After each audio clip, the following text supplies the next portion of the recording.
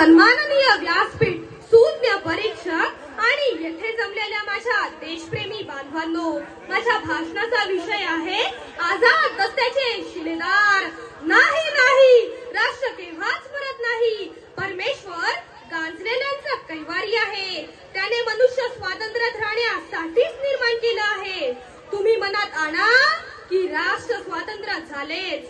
स्वातंत्र्याचा हा महामंत्र देणाऱ्या इटालियन देशभक्त मॅक्झिनच्या चारित्र्याचा अण्णासाहेबांवर तीव्र परिणाम झाला होता. वर्षानुवर्षाच्या गुलामगिरीने सारे राष्ट्र गदित व निराधार झाले होते. अशा वेळी गुलामगिरीने गांजलेल्या, सावकारशाहीने पिंजलेल्या आणि अज्ञानाच्या अंधकारात अडकलेल्या गरीब कष्टकरी शेतकऱ्यांच्या नरक यातना संपवण्यासाठी अण्णासाहेबांनी शेतकऱ्यांना संघटित करण्यास सुरुवात केली. अण्णासाहेबांचा ध्यास, विचारांची कास व संपूर्ण स्वातंत्र्याच्या अभ्यासाने झोपले होते ते जागे झाले, जागे होते ते चालते झाले आणि चालणाऱ्यांच्या खांद्यावर आझाद दस्त्याच्या क्रांतीचे निशाण दिले.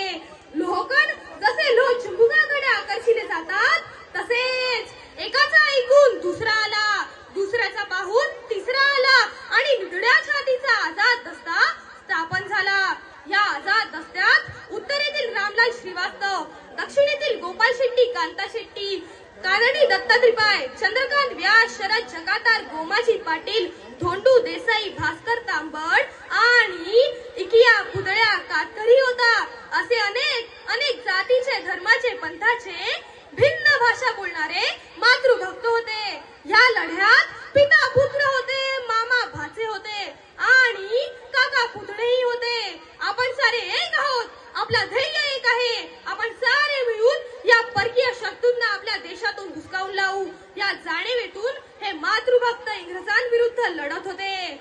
स्वातंत्र्य संग्रामात इरेला पेटलेले हे वीर सरकारी कचेरीवर हल्ला करणे, रेल्वे रूळ उघडणे, विजेचे पायलन पाडणे अशी कितीतरी जीवावरची कामे करू लागले.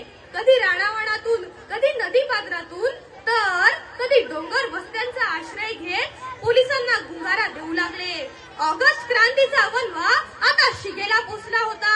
अशा वेळी अण्णासाहेबांनी भूमिगत होऊन आपल्या सहकाऱ्यांसमोर प्रतिज्ञा केली, स्वराज्य हवे असेल तर आपण आपल्या अंगाची कातडी तोलून घेण्यास तयार रहा.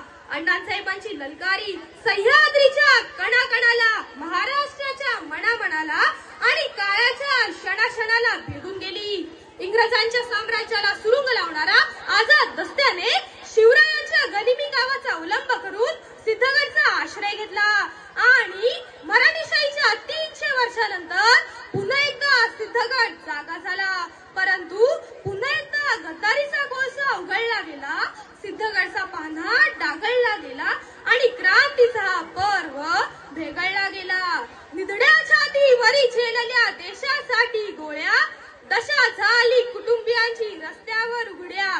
थेंब थेंब रक्तांच्या त्यांच्या बलिदानाची गाथा, बलिदानाच्या गाथेवर मी आज टेकतो माथा, मी आज टेकितो माथा. धन्य धन्य तो आझाद दस्ता. जय हिंद, जय महाराष्ट्र. धन्यवाद.